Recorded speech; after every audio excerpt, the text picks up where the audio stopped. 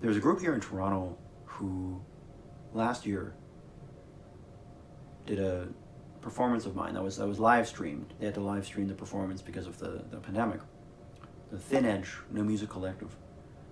And during that live stream, they opened it up for live comments as the performance was going.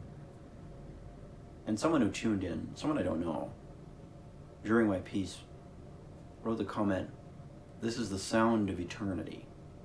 I'm still comfortable with this idea that my music is largely chamber music.